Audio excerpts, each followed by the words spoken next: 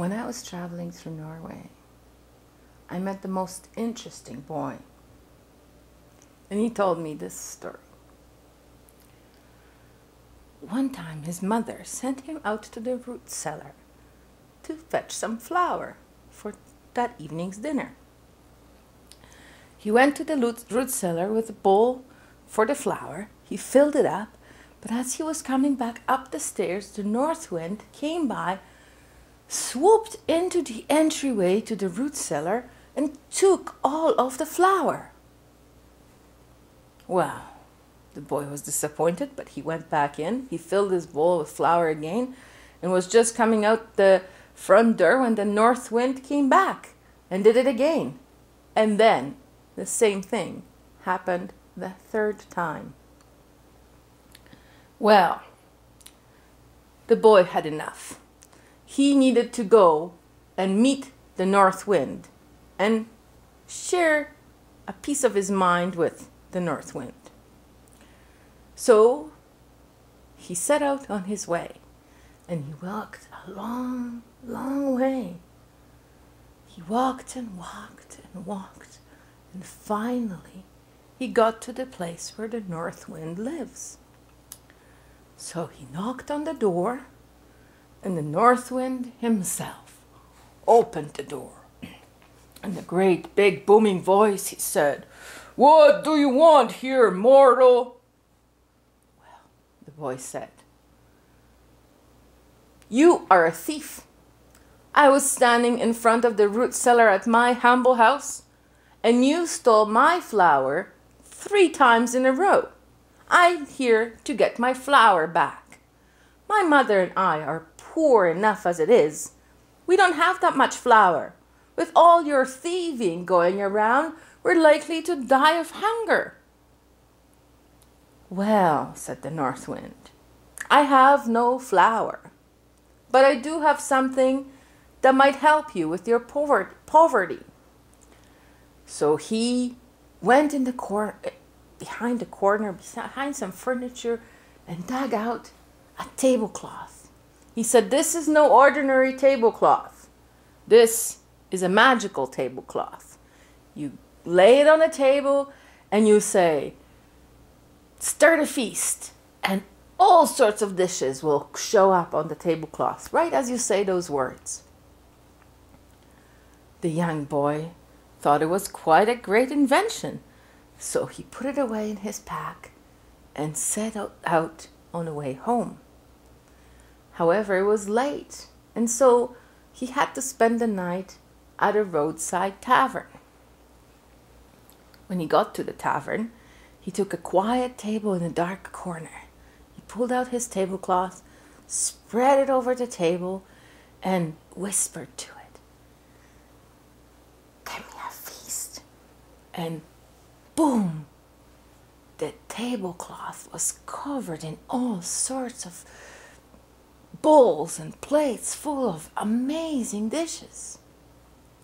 As the boy was eating, he didn't even realize that someone had been watching him from the beginning.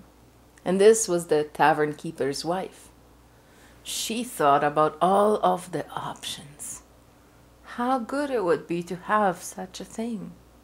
How little work would she have to do? Each day, every day, cooking giant pots of soup and stew for the travelers.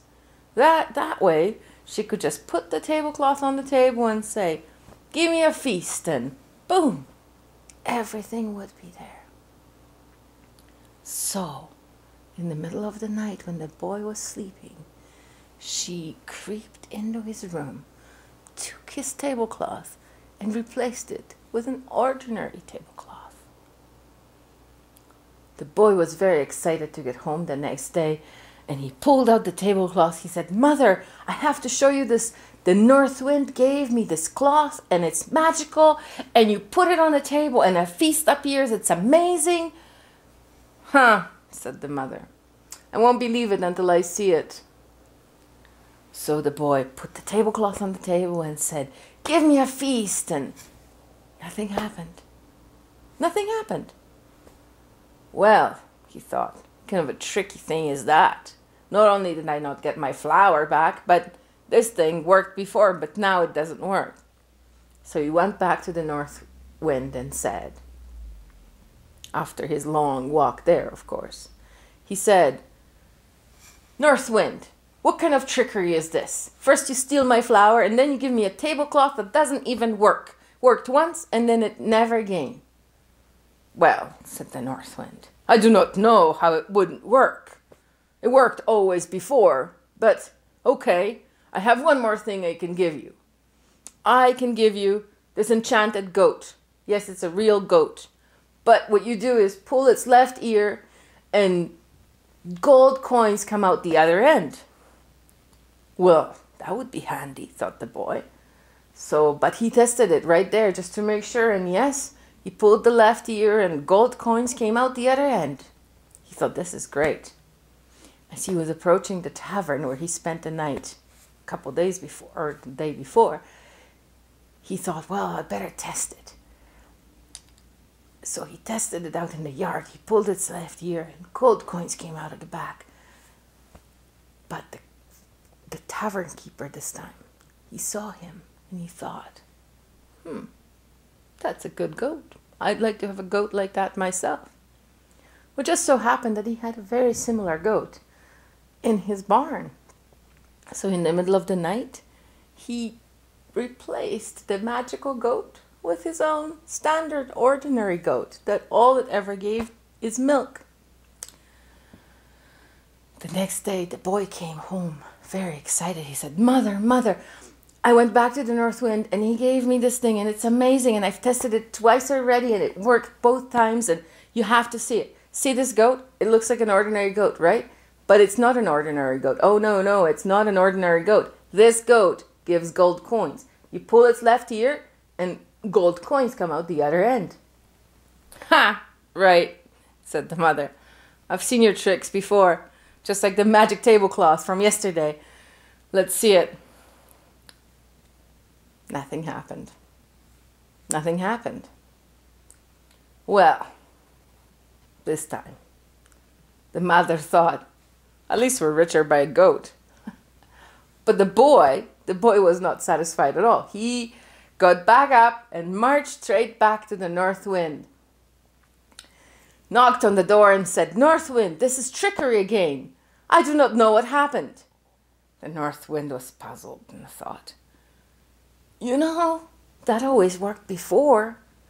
And I don't have anything else. The only thing I have is this beating stick that's standing there in the corner. Now, the beating stick is also enchanted. You tell it, beating stick, go, and it starts beating whoever is holding it. But that's all I got. Well, the boy decided to take the beating stick because as he was walking that long way from his house to the North Wind's abode, he was thinking about it and he realized that both the tablecloth and the goat worked before the tavern, but not after the tavern. There's got to be something going on in that tavern, he thought. So he went to the tavern again, this time with his beating stick. But he didn't show anybody what it did. He just held on to it all through the meal. He held on to the stick. Well, of course, the tavern keeper and his wife both recognized him and both thought, there's got to be something about that stick. Even though I don't know what it is, we're pretty sure there's got to be something about that stick. So the boy went to bed, and just before falling asleep, he put the stick right next to him so that if anybody touches it, he could know. But he didn't really sleep either. He was sort of pretending to sleep. Sure enough, shortly after midnight, both the tavern keeper and his wife came creeping into his room, and they gingerly picked up the beating stick right from his bed and replaced it with another regular stick that was of similar height and thickness. But as they held it in their hand and as they were walking halfway back to the door, the boy opened his eyes and said, "Beating stick, go!" And oh, did they get chased through the whole tavern was up in the middle of the night because their screams would have woken up the dead. These people got their lesson quadruple fold. They were beaten, and finally they said, "Oh, we'll do whatever you want, just make it stop, make it stop." And he said, "Will you give me back the magical goat?" "Oh yes, oh yes." "Will you give me back the enchanted tablecloth?" "Oh yes, oh yes." And only when he got both those things back safely in his own possession did he tell the beating stick to stop. Well, the next day, he came to his mother and he said, "Finally, I have the just reward for the stolen flour. We have a magical tablecloth that works. We have the enchanted goat that works. And in case anybody wants to steal those things from us, we now have the beating stick as well."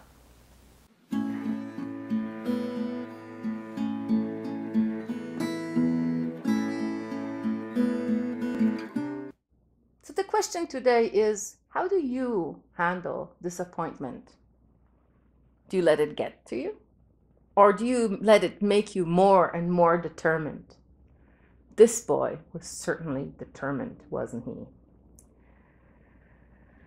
So in order to handle disappointment, what are the elements that would assist us and empower us in this?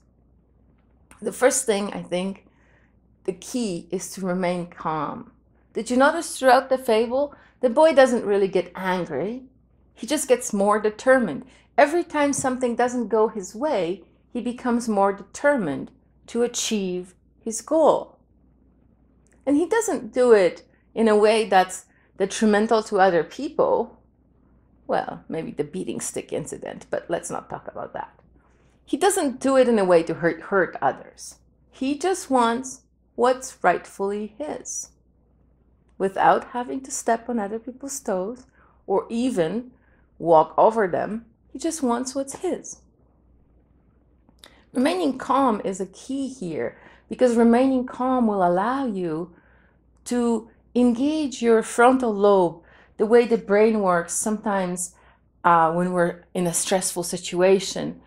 All our thoughts come looping, start going in circles, and we only think about the thing that upset us. And so we have a hard time with rational thought. Those neural pathways in the frontal lobe where our decision-making process is engaged are not actually engaged when we're really upset. So the key is to become very calm and think about it until you can really figure out what's going on. Analyze all the different situations and options. The second thing the boy shows us to do is to persevere. He doesn't think he's cheated. He doesn't go home and spend bitter evenings with his friends, drinking ale, complaining about how the north wind cheated him out of flour, pretended to give him fake tablecloths. He doesn't do that. He just goes back to the beginning and starts over again. Goes back to the beginning and starts over again. Did you know that Edison made thousands of light bulbs before he actually got one that worked? And look, all these light bulbs shining on me right now, thanks to Edison. And the third thing is cultivating a healthy sense of self-worth. Feelings of unworthiness are something really common in the human experience.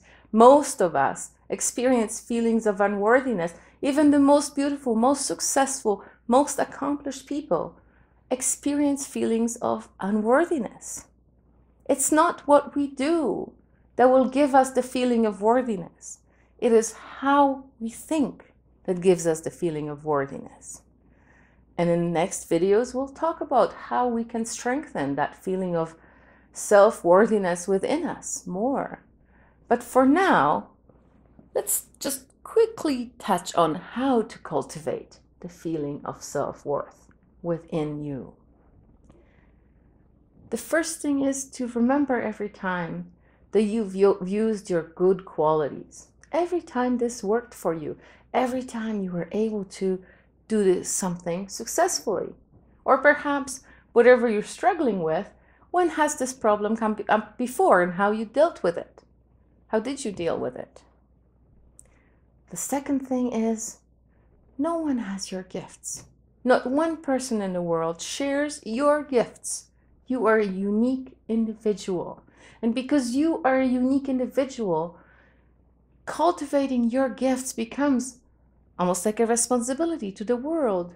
How else is the world going to benefit from your beauty, from your love, from your brand of creativity if you give up on your own gifts? And the third thing is positive self-talk. Many of us carry this inner critic in our head. And when we label it inner critic, and then we focus on the inner critic, oh, my inner critic is really active. Well, you know what? Whatever you focus on grows. Let go of the inner critic. Replace the inner critic with somebody more pleasant. And train yourself step by step to talk to yourself with love. To talk to yourself the way you would talk to a child. Because really, if you have an inner critic in your head, that means that you need to raise yourself. You need to raise yourself to a level where you can be comfortable and joyfully who you really are.